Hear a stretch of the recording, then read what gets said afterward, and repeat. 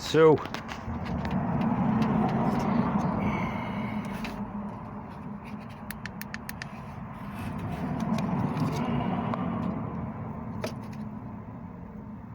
yep, that's oil.